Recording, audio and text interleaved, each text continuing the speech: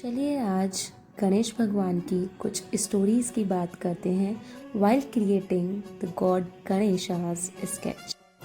As we all know, Lord Ganesha is the youngest son of goddess Parvati and Lord Shankar. ग्रंथों के अनुसार माना जाता है कि एक बार माता पार्वती ने अपने चंदन लेप से गणेश भगवान जी को जन्म दिया और उनसे कहा कि जब तक मैं स्नान घर से वापस नहीं लौटती तब तक आप द्वार पर पहरा दें और किसी को अंदर आने की अनुमति ना दें। शंकर भगवान जी से अनजान गणेश भगवान जी ने उनके लौटने के बाद उन्हें भी अंदर आने की अनुमति ना दी। इस बात से क्रोधित होकर शंकर भगवान जी ने उनका सर धड़ से अलग कर दिया। पार्वती जी अपने पुत्र को इस तरह देखकर अत्यंत क्रोधित हुई और शंकर भगवान को आदेश दिया कि आप हमारे पुत्र को अभी जीवित करिए। Lord Shiva immediately sent his Ganas to bring back the head of the first creature they would find on their way.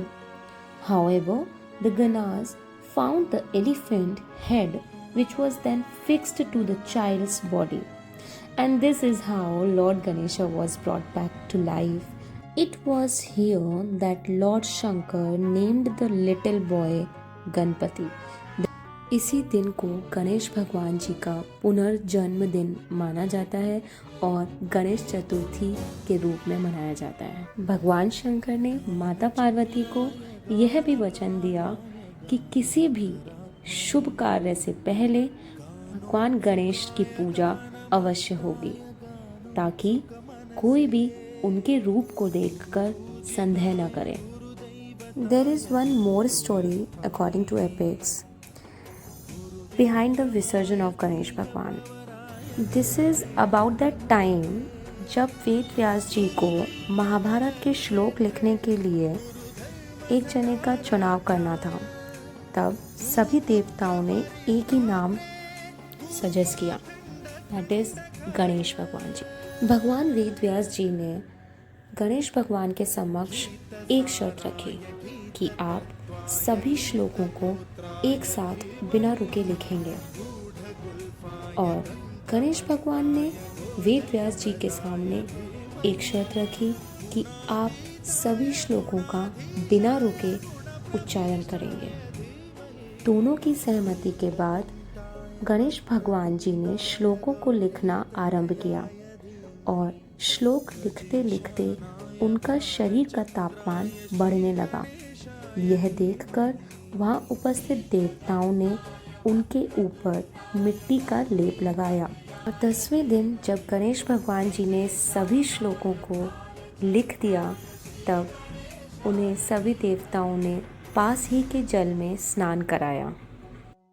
Now, if we talk about the ancient time, this Kala public celebration was first held at the time of the Maratha ruler Chhatrapati Shivaji Maharaj. Fight against the Mughals, जिसमें शिवाजी महाराज ने इस 10 दिन के गणेश उत्सव के द्वारा सभी लोगों को एकजुट किया और उनके अंदर देशभक्ति की मुहिम को जागृत किया। Later on in 1893, the famous freedom fighter and Indian nationalist leader Bal Gangadhar Tilak also promoted the celebration of Ganesh Chaturthi to unite all the people of India against Britishers. Which is why the Ganesh Chaturthi, a one-day Utsav, changed into the 10 days Maha Utsav, in which all the people united together and worship God Ganesha.